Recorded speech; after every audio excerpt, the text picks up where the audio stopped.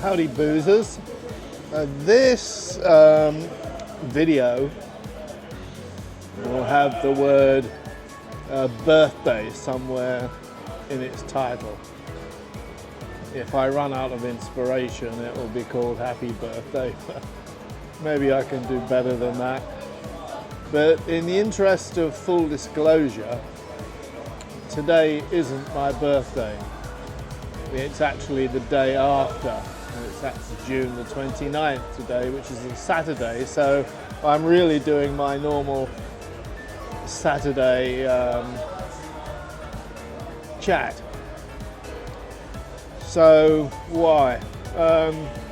Initially, I was going to keep my birthday quiet from people here because I didn't really want to get sucked into some kind of party because I'm not much of a party goer, especially as I get older and crotchetier. But there was something I particularly wanted to do. I sent my daughter, Noi's daughter, Poi, and her boyfriend a text saying, look, I wasn't going to say this, but Friday is my birthday. You and your boyfriend can either meet me in the pub, because I was going to do this yesterday. You can either meet me in the pub for a couple of beers, or you're both invited to come round to my house and sit and chat for an hour. And you know, thank God they took me up on it. But what they also did was invite a couple of other family members, and we all ended up going out for a Korean barbecue last night, which I thoroughly enjoyed. But anyway, it was, for me anyway, it was a great success. I enjoyed it. You know, they enjoyed their time in my house, and we had some beer and whatever. So that was very successful, and I'm very grateful for it. So as it's a normal Saturday today, I'll go back to my script that I didn't complete last week, basically because I've been rambling too long and I'd run out of time. But I just wanted to, the next item on the agenda would have been the made-for-TV movies Lonesome Dove and Return to Lonesome Dove, which is the one I've just finished watching. And they're both excellent. They have the same characters, apart from the ones that got killed off in the original. But the original one centers around a couple of ex-Texas Rangers. One is Captain Woodrow Core, who was played by Tommy Lee Jones, and I wish I was like him. He's just a man of extremely few blunt words, and just straight as an arrow, straight down the line. You may say he's a man completely without a sense of humour, but you always know where you stand with him. The other one is his best friend, an ex-Ranger, Augustus Gus McCrae, played by Robert Duvall, who is, he's getting old now, but he was one of my favourite actors, especially in westerns. He's superb in westerns. And anyway, these two guys were engaged on a cattle drive from Texas, where their old ranch was located in a one-horse town, to a new life in Montana. And the whole thing explores themes of old age, unrequited love, friendship, which is, right up my street. And there are other notables like Danny Glover, Chris Cooper. You may not have heard of him, but he was in one of my favourite movies of all time, Jake Gyllenhaal's breakout movie, Rocket Boys. And Angelica Houston was in it too. Anyway, I won't give up. There are no spoiler alerts, so I'm not going to give up the plot line. It's just well worth watching.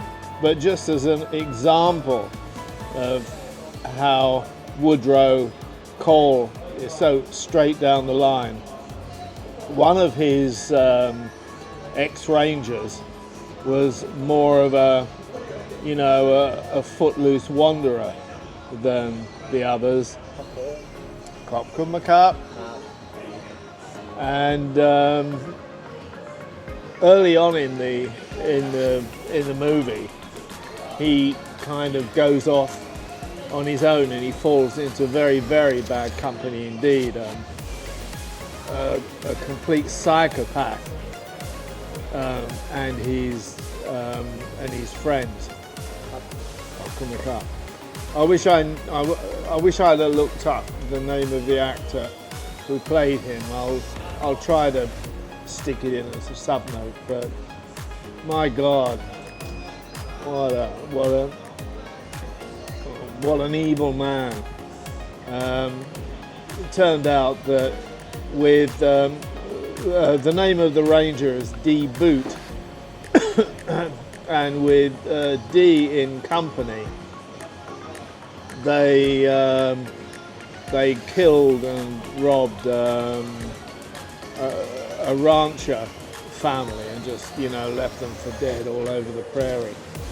And as part of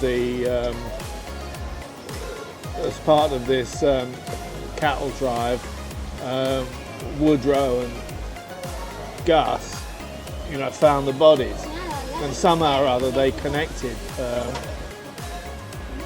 their friend D. Boot with this group, and he caught them and he hung them. He hanged the lot, including his friend D. He wouldn't take any mitigating arguments for his friend that most people would say, oh, okay, you made a mistake falling in with his psychopath, blah blah. No, not Woodrow Cole. He hung him. On the other hand, John Voight's Woodrow Cole, you can see the difficult decisions that have to be made, such as that. You can see the pain and the anguish in his eyes. It's quite visible, and it makes for me, it makes for a slightly better performance. But a lot of the critics didn't agree with me, and they kind of, I wouldn't say they panned it, but they made certain negative comments about it. But who was better? I don't know. They were both brilliant, but I don't know. I got a sneaking preference for John Voight's Woodrow Cole, but I recommend both. They're just brilliant. Okay, let's get back to more unfinished business then.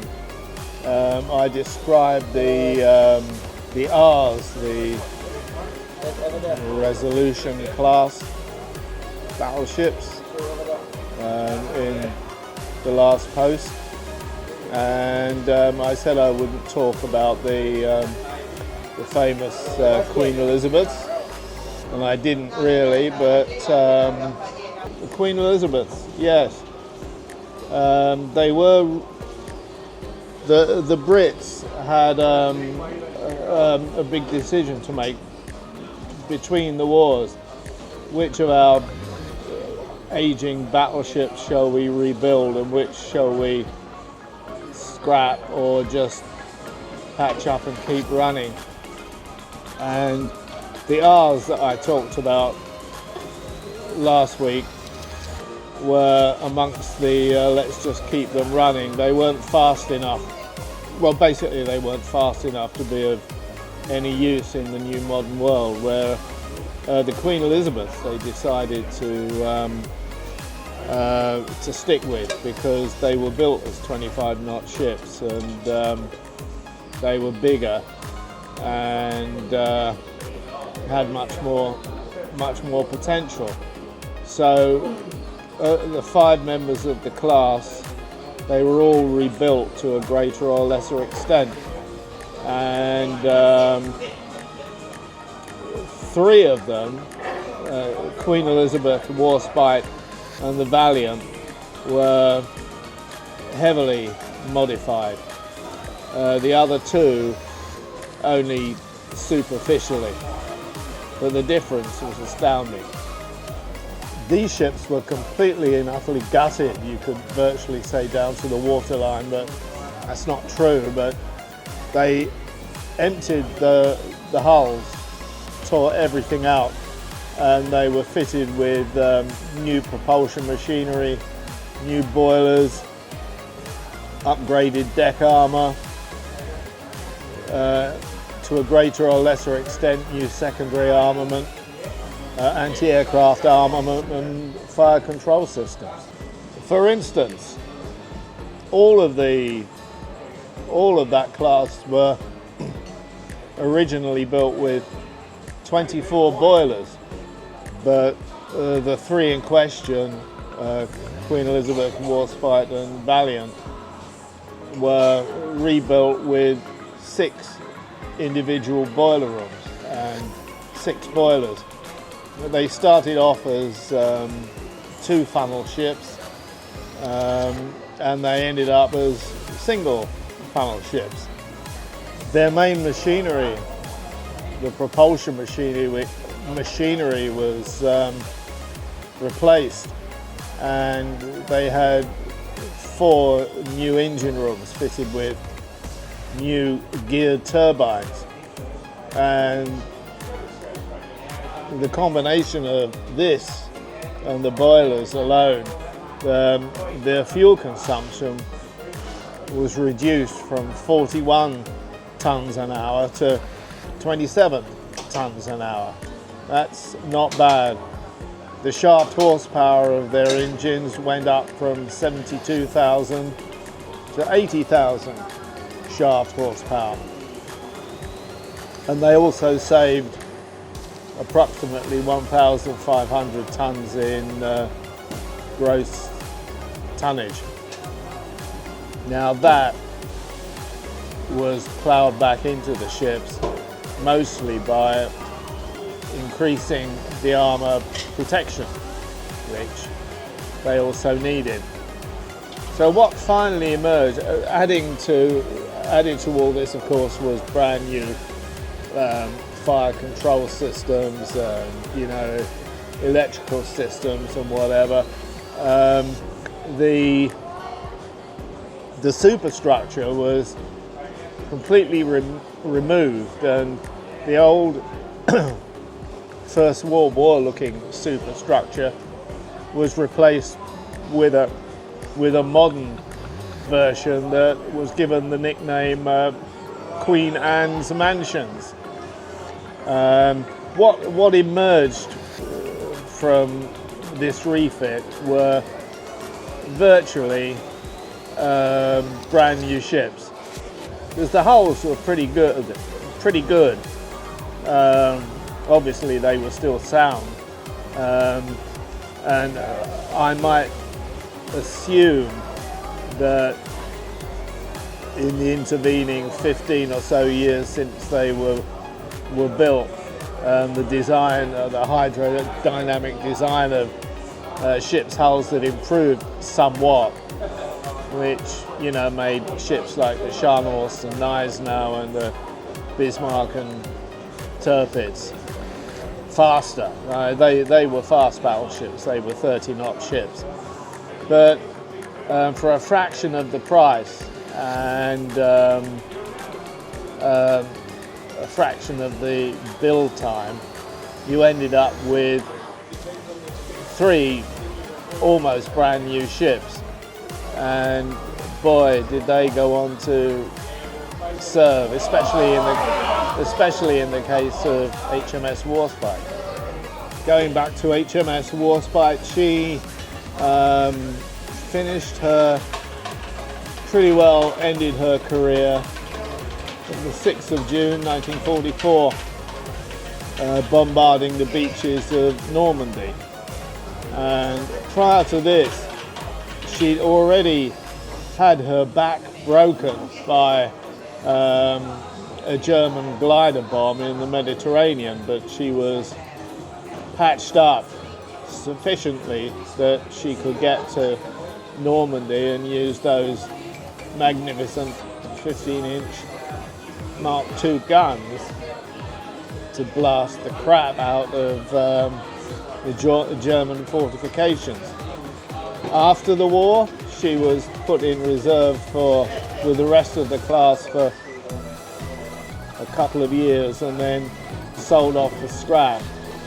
I can kind of see why, but since then there's been a huge outcry as to why the Warspite was not preserved for the nation, because she had more battle honours than any other ship in naval history, as far as I can see, and that includes HMS Victory. And I realised that after the end of World War II, Britain was bankrupt.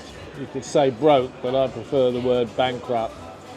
And it needed all the steel it could get to make stuff like cars that British people weren't allowed to buy. In fact, they all went for export.